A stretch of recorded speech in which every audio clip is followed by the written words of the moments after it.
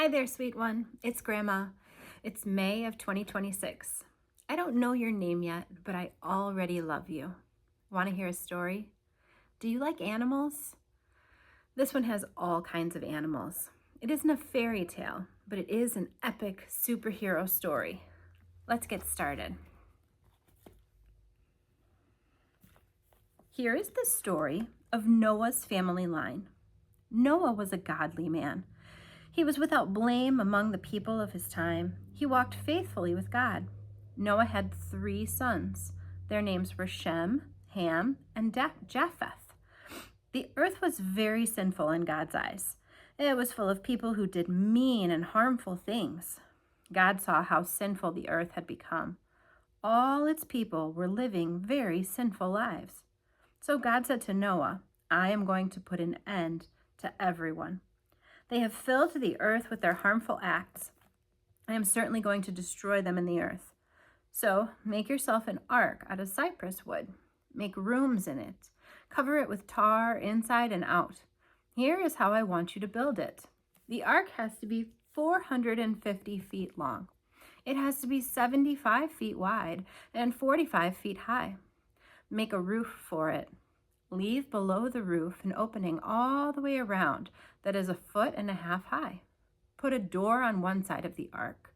Make lower, middle, and upper decks. I am going to bring a flood on the earth. It will destroy all life under the sky. It will destroy every living creature that breathes. Everything on the earth will die. But I will make my covenant with you. You will go into the ark. Your sons and your wife and your sons' wives will all enter it with you. Bring a male and a female of every living thing into the ark. They will be kept alive with you.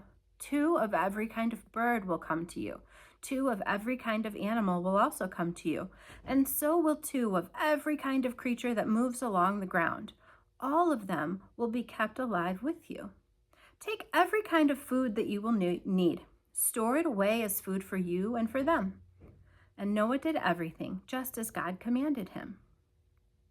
Then the Lord said to Noah, Go into the ark with your whole family. I know that you are a godly man among the people of today.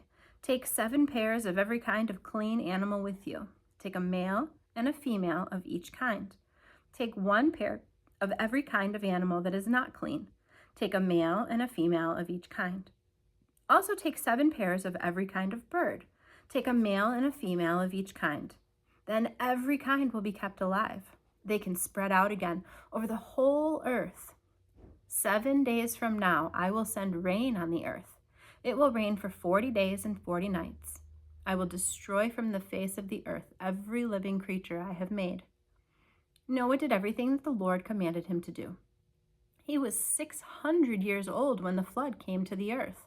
He and his sons entered the ark. His wife and his sons' wives went with them. They entered the ark to escape the waters of the flood.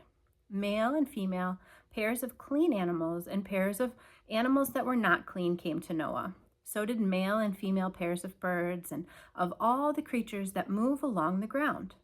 All of them came to Noah and entered the ark. Everything happened just as God had commanded Noah. After 7 days, the flood came on the earth. Noah was 600 years old. It was the 17th day of the 2nd month of the year. On that day, all of the springs at the bottom of the oceans burst open. God opened the windows of the sky. Rain fell on the earth for 40 days and 40 nights. On that same day, Noah entered the ark together with his sons, Shem, Ham, and Japheth. Noah's wife and the wives of his 3 sons also entered it. They had every kind of wild animal with them. They had every kind of livestock, creature that moves along the ground, and bird that flies. Pairs of all living creatures that breathe came to Noah and entered the ark. The animals going in were male and female of every living thing. Everything happened just as God had commanded Noah. Then the Lord shut him in. For 40 days, the flood kept coming on the earth. As the waters rose higher, they lifted the ark above the earth. The waters rose higher and higher on the earth, and the ark floated on the water. The waters rose on the earth until all the high mountains under the entire sky were covered. The waters continued to rise until they covered the mountains by more than 20 feet.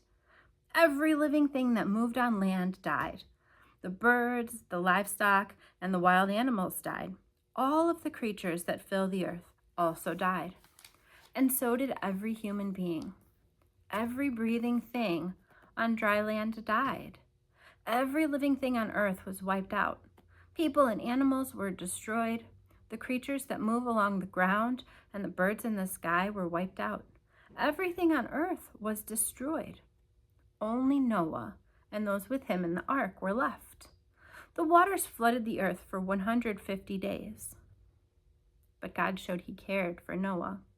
He also showed concern for all the wild animals and the livestock that were with Noah in the ark. So God sent a wind to sweep over the earth, and the waters began to go down. The springs at the bottom of the oceans were closed. The windows of the sky had also been closed, and the rain had stopped falling. The water on the earth continued to go down. At the end of the 150 days, the water had gone all the way down. On the 17th day of the seventh month, the ark came to rest on the mountains of Ararat. The waters continued to go down until the 10th month. On the first day of that month, the tops of the mountains could be seen. After 40 days, Noah opened a window he had made in the ark. He sent out a raven. It kept flying back and forth until the water on the earth had dried up. Then Noah sent out a dove. He wanted to see if the water on the surface of the ground had gone down, but the dove couldn't find any place to rest. Water still covered the whole surface of the earth. So the dove returned to Noah in the ark. Noah reached out his hand and took the dove in. He brought it back to himself in the ark. He waited 7 more days. Then he sent out the dove again from the ark. In the evening, the dove returned to him, and there in its beak was a freshly picked olive leaf. So Noah knew that the water on the earth had gone down. He waited 7 more days. Then he sent out the dove again, but this time it didn't come back. It was the first day of the first month of Noah's 601st year. The water on the earth had dried up. Then Noah removed the covering from the ark.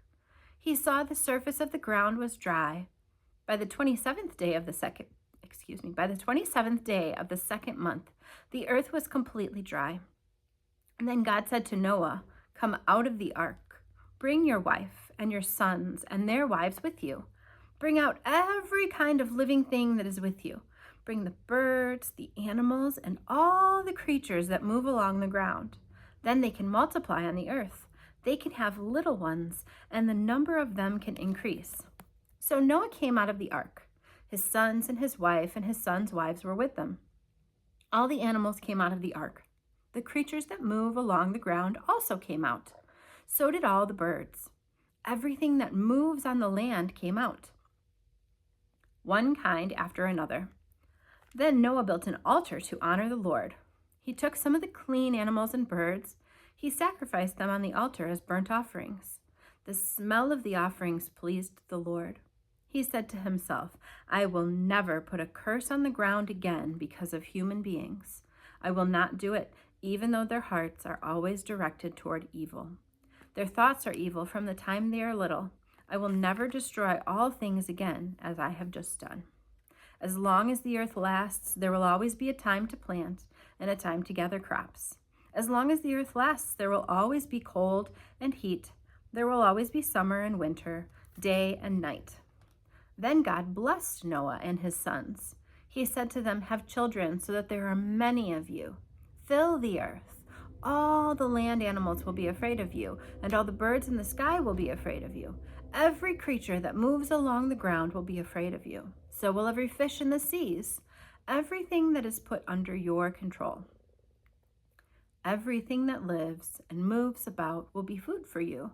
I have already given you the green plants for food, but now I am giving you everything. But you must not eat meat that still has blood in it. I will certainly hold someone accountable if you are murdered. I will even hold animals accountable if they kill you. I will also hold anyone accountable who murders another person. Anyone who murders a human being will be killed by a human being. That is because I have made human beings so that they are like me. Have children so that there will be many of you. Multiply and become many on the earth. Then God spoke to Noah and to his sons who were with him. He said, I am now making my covenant or promise with you and with all your children who will be born after you. I am making it also with every living creature that was with you in the ark. I am making my covenant with the birds, the livestock, and all the wild animals. I am making it with all the creatures that came out of the ark with you. In fact, I am making it with every living thing on earth. That's you, sweet one. Here is my covenant that I am making with you. The waters of a flood will never again destroy all life. A flood will never again destroy the earth. God continued, my covenant is between me and you and every living creature with you. It is a covenant for all time to come. Here is the sign of the covenant that I am making. I have put my rainbow in the clouds. It will be the sign of the covenant between me and the earth. Sometimes when I bring clouds over the earth, a rainbow will appear in them.